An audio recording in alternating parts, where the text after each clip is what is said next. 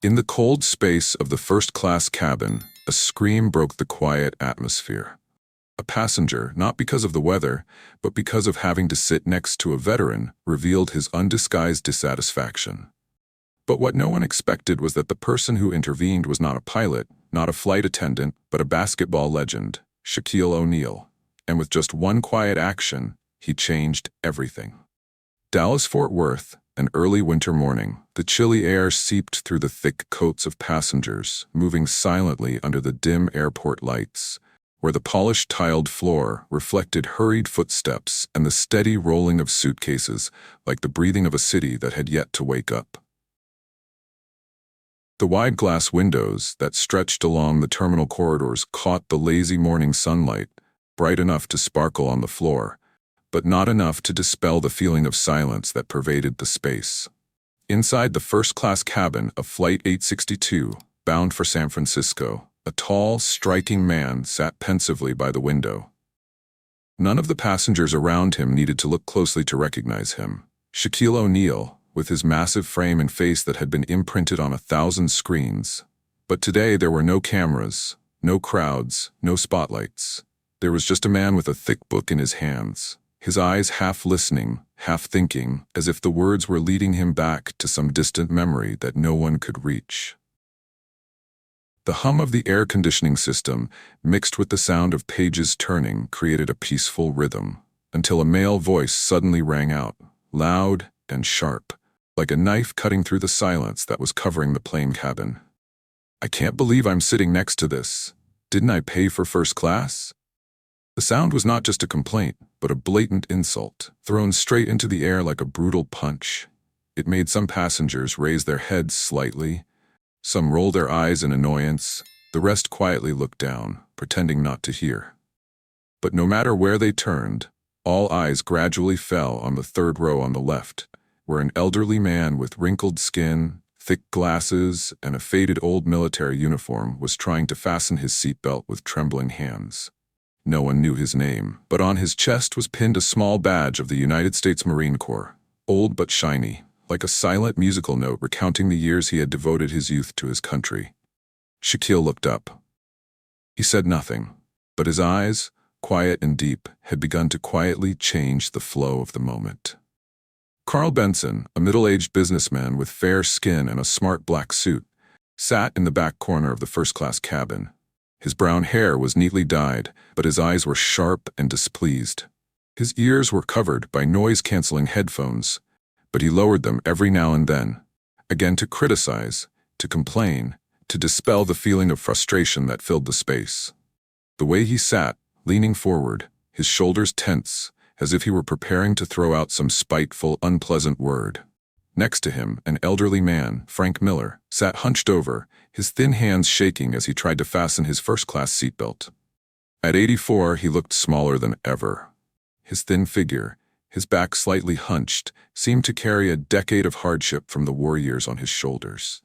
His eyes were sad and tired, not only because of his age, but also because of memories that had never been completely washed away. Suddenly, he coughed softly, a light cough that could not hide the exhaustion on his face.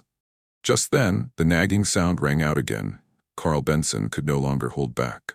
His cold and contemptuous voice was like an arrow aimed at the person opposite, not caring about the surrounding gazes. "I didn't pay for a first-class seat to sit next to a crippled, coughing old man."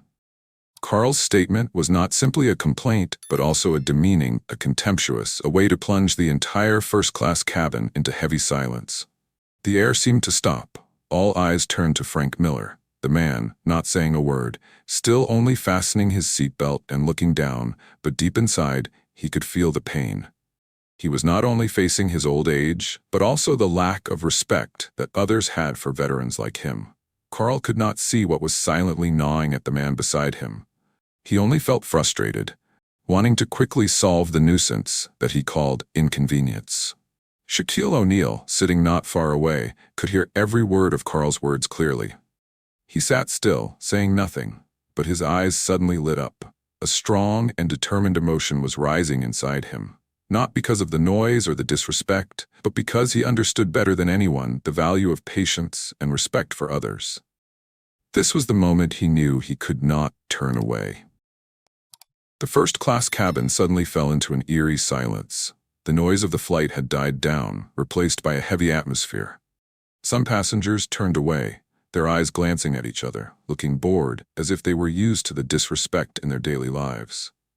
Others, although annoyed, remained silent, as if they were all waiting for someone to do something to break the tension.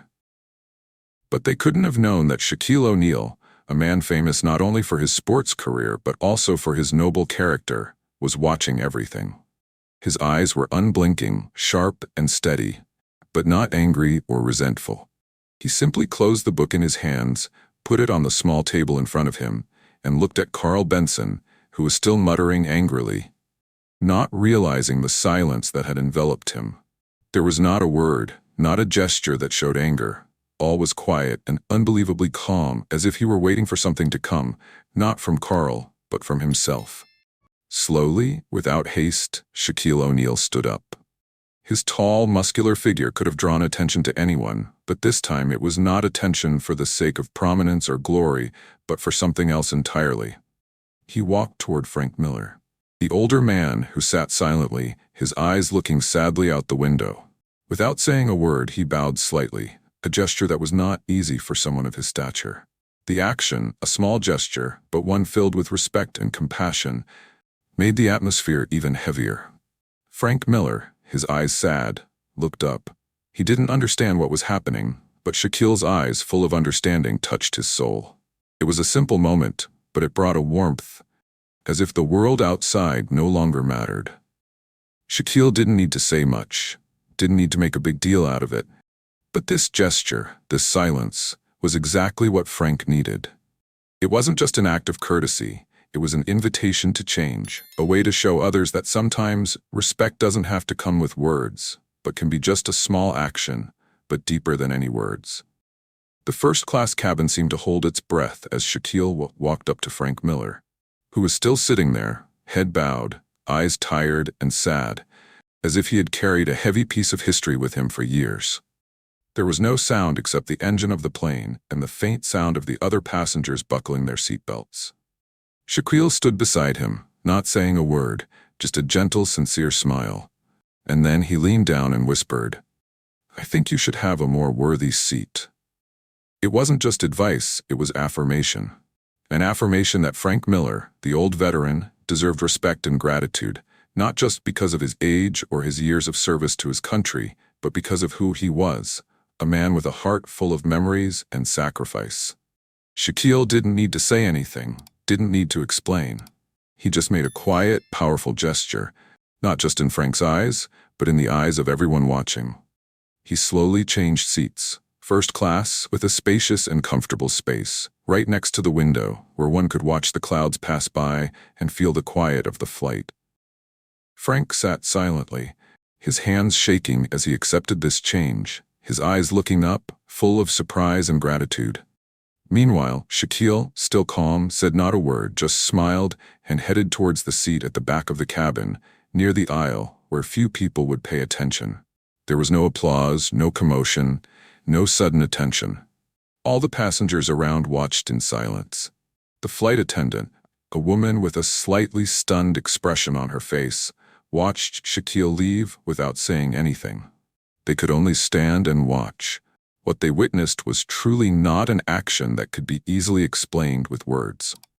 Carl Benson, the man who had been causing trouble since the beginning of the flight, bowed his head, hastily avoiding the eyes of those around him, as if this silence made him feel that he was no longer strong enough to face the truth. Carl's challenge to Frank Miller was replaced by a terrifying silence, a silence that could not be explained. No one said anything. No one did anything. But in the first-class cabin of that flight, Shaquille's simple act made a huge difference. Frank got a better seat, but that wasn't the most important thing. What mattered was that in that moment, Shaquille changed everything. A quiet act that spoke louder than any words. The flight continued to glide across the sky, but in Shaquille O'Neal's heart, the feeling of change remained intact. He sat back in the back seat, his face expressionless, but deep in his eyes, thoughts surged strongly. He remembered his late father, a soldier, a veteran with the scars of time and war imprinted on his body. In the evenings, when he was a child, his father often sat beside him, his hands veined, his eyes full of unspoken words. He used to tell him, in long conversations, gentle but very clear, "You don't need to be the biggest, just the kindest." It was the teaching of a man who had been through battles not only on the battlefield but also in life. A teaching that Shaquille carried with him throughout his life, and today, in first class on this flight, it rang out as a reminder of the ultimate goal he had always pursued. Not greatness, but kindness, making those around him feel worthy, no matter who they were. As Shaquille was lost in the sweet and painful memories of his father, his eyes flickered to Frank Miller, the veteran sitting quietly in his new chair, where he no longer felt like an outsider. Frank sat silently, his eyes slightly watery, a few tears unable to stop falling down his cheeks. They were not tears of weakness, but tears of gratitude, of deep emotion, that a stranger, a famous sports star, had done something so simple yet so profound for him, for what he had devoted his entire life to. Frank gently gripped the edge of his chair, feeling his hands warm with the comfort Shaquille's small gesture brought. For the first time, he felt like he was more than just a forgotten veteran, not a frail old man with a bloody past. For the first time in years, he felt truly respected, that he still had value. The hard, lonely days were no longer surrounding him. A new light had been cast on his soul, and all because of a simple act, one that even Shaquille had no idea would mean so much. Frank's heart. He didn't need a thank you, didn't need any applause. The respect and understanding that Shaquille gave him was the greatest gift, greater than anything he could have ever dreamed of. It was confirmation that, no matter who they were, no matter how many years of pain they had gone through, everyone deserved respect and affection from others. The plane slowly glided up, cutting through the sky, carrying all the thoughts and heavy emotions in the first-class cabin. The air became strangely quiet, as if time had stopped, allowing the passengers in the cabin to be imbued with a deep connection that no words could describe. That feeling, gentle but clear, like a quiet stream of energy spreading through every corner of the cabin.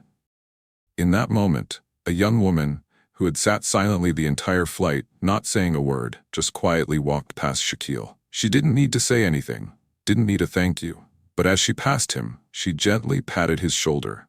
A small gesture but contained a world of emotions. An action so subtle that it made one's heart ache with sincerity, with wordless gratitude. That's how people connect with each other. Not through empty words, but through simple, natural but meaningful actions. Just then, another passenger, a man sitting near the window, raised his head slightly and nodded towards Shaquille, his eyes filled with gratitude. It was not a nod of approval, but of deep respect. No words could replace those feelings, because sometimes what needs to be said is conveyed through the eyes and actions, simple yet powerful than ever. No one in the cabin spoke, not a single clap or thank you was heard, but everyone present felt that something very special had just happened. It was not just a simple act, but a moment of kindness and respect. A moment that each of them would carry in their minds for the rest of the flight and even beyond. The beauty of kindness does not need to be recognized by loud applause. It will find a place in everyone's heart, even if it is just a moment of silence in the vast sky. The plane slowly touched down at San Francisco Airport, the wheels lightly touching the pavement, marking the end of a journey. It was a strange and emotional moment when each person could feel the deep inner movement of their own. And then, as the plane taxied, Frank Miller slowly turned around, his eyes shining strangely. His gaunt face, wrinkled with time, now glowed with a rare light. He looked at Shaquille O'Neal, the man who made this entire flight different, and said something that would surely make anyone who heard it stop and think. "You remind me that there is still gratitude in this world," Frank said. His voice not one of simple appreciation, but of deep gratitude, from a man who had once felt forgotten and alone, but now within the cold walls of this world, he found the warmth and respect he thought he had lost forever. Shaquille O'Neal doesn't need fame to be loved. He doesn't do this for the accolades or praise, but for something simple and profound. He chooses to do the right thing, to honor the path that his father, a veteran like Frank, had walked. He doesn't seek the light of fame, but simply a small act, a kind gesture in a hurried and chaotic world. And this action changed a life. Frank Miller, in the midst of the rushing crowd, found a little warmth that he thought he had lost forever. It was the warmth of gratitude, of respect, something that perhaps he had not felt for many years. And even the other passengers on this flight, although they did not say it, surely they would carry in their hearts a part of this moment. How about you? Have you ever witnessed an act of kindness that changed your heart? Share your story below. Let's spread small but meaningful acts together to make this world a warmer and more compassionate place every day.